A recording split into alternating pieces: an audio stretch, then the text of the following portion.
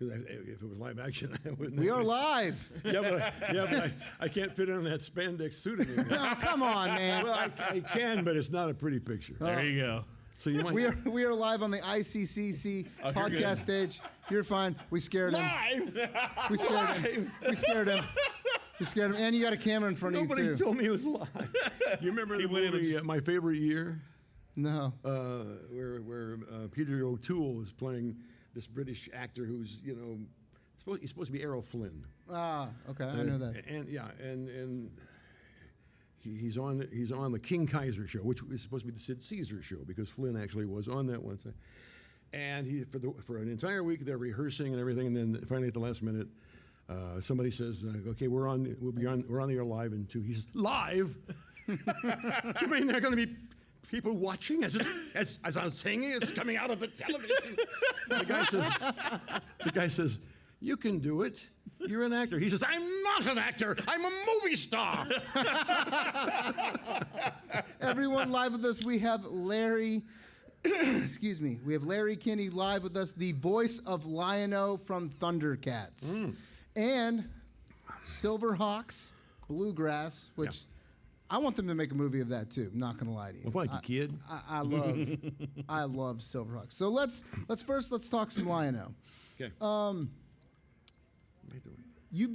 You've been a disc jockey a good portion. How did you get into wanting to do like voiceover stuff like Liono? Well, my mother, who will be 95 next week, tells me that from the time I could talk, they could tell I was trying to mimic cartoon characters on television, And she said, and you got better at it and better at it. So I guess that was my start.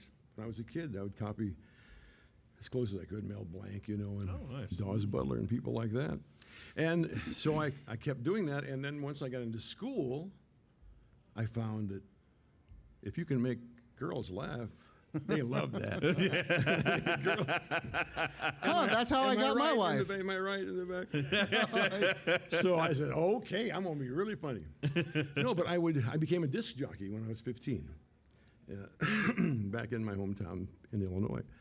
And so I started incorporating voices, characters, and impressions of famous people into my radio show in between records, And I kept doing that as I moved on up to Cleveland, Chicago, and then New York. Mm-hmm. And then, of course, once I got to New York, the advertising agencies would hear me and I started getting calls. We'd like you to do a commercial, right? And so I eventually did Cocoa Puffs for 40 years. Count Chocula for 39 I didn't know years. you were Count Chocula. Yeah, for almost 40 years. Yeah, I knew you were Sonny. Yeah. Up here, I won't go cuckoo for Cocoa Puffs. Nice. Yahoo! Yeah. Yes. And of course, sorry, awesome. Fanboying. Fanboying. I'm sorry. I promised myself on some of these interviews I won't. I had to with you and with James Arnold Taylor. I can't help it. Oh, the voices are just amazing. Good company I'm in then. And then Count Chocula, frightfully delicious cereal, but don't eat it, kids. It'll tear your teeth out.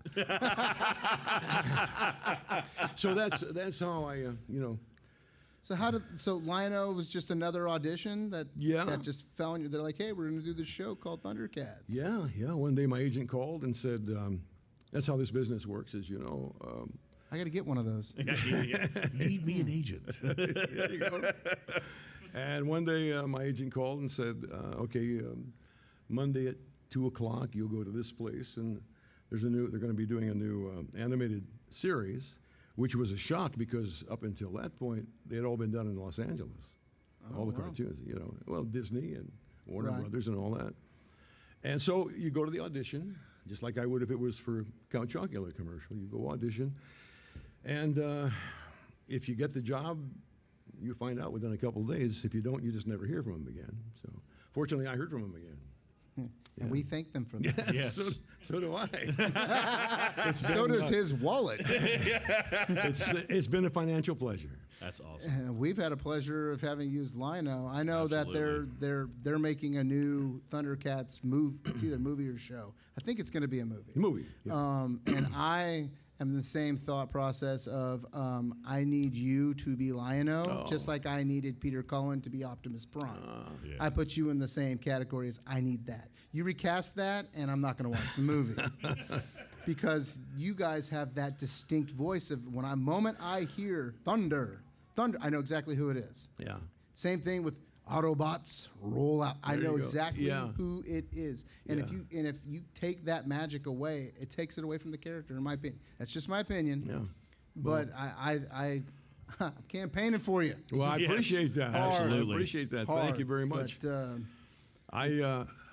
Like I said, it's going to be not live action. yeah.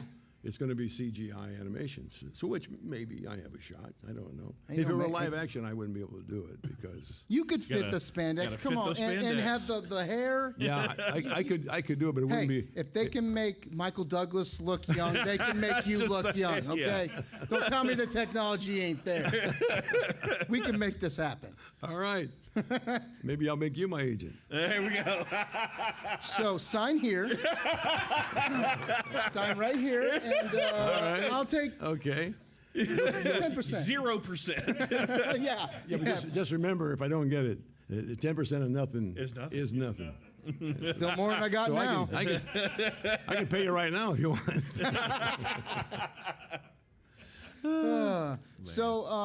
Well, good night, everybody. This was fun. I think we'll all go home, turn the lights off. So, like the phrase Thundercats, ho, when they brought that to you, Yeah. did you think that would get as popular of a phrase? Like, that's the known for the show. Did you think to yourself, Oh, how? when you did it? Yeah. back in- No, of course not. Of course not. I mean, when you're working in this business, you never have. We knew when I say we, the rest of the cast and the crew and everybody and the producers, we knew we had something good from the very start. This writing is good, and the animation was fantastic, and then the music. Oh, You know, yes. when we heard that Soundtrack. music, That it was like soundtrack is nobody had awesome. ever heard on a cartoon. Yeah. That guitar and the Yes. metallic, Very well heavy, done. heavy metal music. So I know from the very first, I thought it's well written and all that. Then after it was on the air for a few months and the ratings were climbing up and up and up, we thought, well, okay. And then of course they order another 13 weeks. Then they order another year of it, and everybody goes, yeah, because that has to be different too. Because now shows are scheduled by season, so they say, hey, you're getting season 1, you're getting season 2, and it's going to be 10 episodes.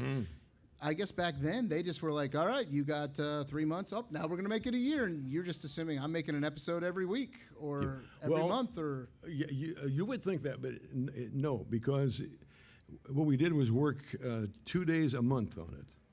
Oh wow! doing I would have the- thought it'd been more. The reason is, okay, you do 13 episodes to try to sell it to a network. Okay. Because if you make more, then it's wasted if you don't get it. Right. So once they order another 13 weeks, now the writers have to write 13 new shows. The animators have to animate the first, so true. that's why, otherwise we would have just recorded 130 of them and let it go. But no, you do it. So we did it every month. We would work a Thursday and a Friday, a contiguous Thursday and Friday. We do 2 shows on Thursday and 2 shows on Friday. So it was 4 shows a month that we did. Oh. And then by that time, the writers had written a new script. The old ones had been animated, stuff like Wow, I didn't realize it's that kind of turnaround. that. We recorded Yeah. for over a year before it was ever on the air. We Oh, recorded wow. it. Wow. Yeah. Just See, push you it all learn the way something through. new every day. That See? you're just like, Yeah. because nowadays you're like, these computers can just be like, okay, and Yeah. just say that for me real quick. We're gonna make your mouth do Exactly. everything that needs to. Yeah. That's insane. That's insane. Did you ever have a moment after the show was popular, where you were just like, kids get it. Kids are just, I can't believe that this is happening. I'll tell you when I knew. I'll tell you exactly when I knew. The show had been on the air for maybe a year, and it was doing well, and the ratings went up and up and up and up. And then one day, it was about 2 weeks before Christmas, in probably '86, something like that. And I was Christmas shopping for my kids at Toys R Us. Remember Toys R Us? Oh, man. Wanna be a Toys R Us kid. Yeah, with Love a it. giraffe and everything. It was great. Yeah, when they were actually toy stores. Jeffrey the Yes. Giraffe. And you could go find a Star Wars action figure, not for $200. That's right. I remember those. That's right. So I had been shopping. I was shopping about 2 weeks before Christmas. Now, the previous time I had been there, before that day, was a few months earlier, and I was happy to see that there was a Thundercats row, aisle. And then there was a Ninja Turtles aisle and a He-Man aisle and all that. This time when I walked in, there was 3 aisles of Thundercats stuff. And I said, we got a hit. Did you walk up and just sign every line out? Here you go. Here This you go. kid's here going to you be go. insane. He's not going to know what hit him when he gets his action figure. You better put new prices on it. Yes, just saying. Yeah, these were $24.99. Now they're $34.99. So as I'm walking up one of the aisle that had the action figures on it, there's these two. This sounds like a story that somebody made up. A PR guy made up, but I swear to God, it's true. They're just as good as the regular ones. There's 2 young guys, maybe 7, 9, 10, and they're looking at the Thundercats action figures. As I walk by, I hear one of them say, "I'm going to get Panthro. He's the best Thundercat," and I kind of chuckled. And then the other kid said, "No, Tigra. I'm going to get the Tigra one." Well, I couldn't help myself. I walked over and I said, "Hey, kids, why don't you get Liono? He's the one who says, 'Sword of Omens, come to my hand.'" And they looked at me like, "Who is this pervert?" and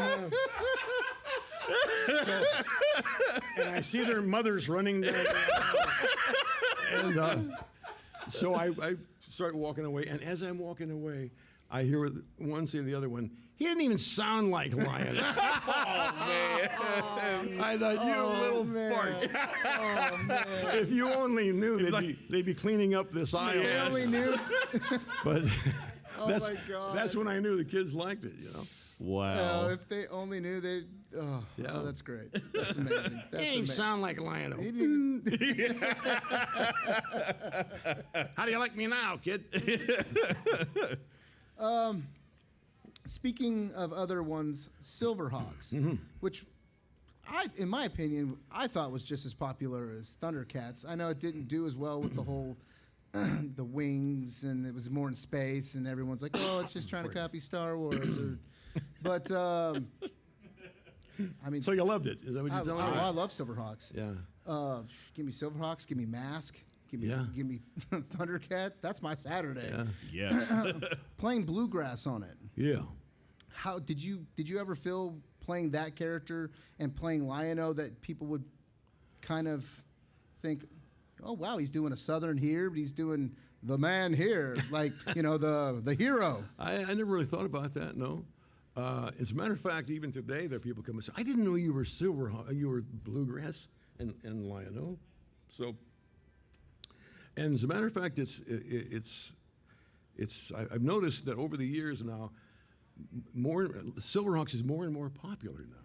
More and more people are coming. In fact, for the first few years I was doing Comic-Cons, I only took prints to sell of Liono and Count Chocula and Cocoa Puffs, And I would have a little Skittles bag on my table because I do Skittles, Feel the rainbow, chase the rainbow. That's me too. I'm learning stuff every day. I am fully unprepared for this interview. That is awesome. I let you down, sir, and I would like to apologize. No, you didn't, because it's very refreshing. Because normally the guys, the people who are doing the interview have and they're writing down. So I understand in 1987 you did this, and I got nowhere to go with I don't know it. what you're talking about. None of that at all, sir. We don't have that here, sir. Brian, throw your paper off the table. Sir, we want to thank you for coming to our podcast stage and giving us. We know Saturdays are the busy day. Yeah. And we want to thank you for coming out and telling Well, us. thank you. Absolutely. It's been my pleasure. A The Toys pleasure R to Us meet story will forever be the greatest story ever. ever. You don't even sound like Lionel. I feel like Charlton Heston. You damn dirty apes. Thank you so much for Hey, coming thank out. you guys. Can I just take a quick second sure, to go thank ahead. everybody who's listening to this, who watched the show as a kid and is still a fan. I love you. Thank you so much. If it weren't for people like all you guys and people who watch the show, Why would you want me here to talk about it? We as fans and as nerds, we love to see that kind of, because we've met a couple. We won't say the names. I will. I'll tell you. I'll tell you who. And none of them are at this con. I'm just going to say that. Right. In fact, they're all dead. The ones, the bad guys. Yeah, they don't exist ever before. And the ones who are still alive, after they die, we'll let you know. Larry, thank you so much. Thank you. Have an eclectic day.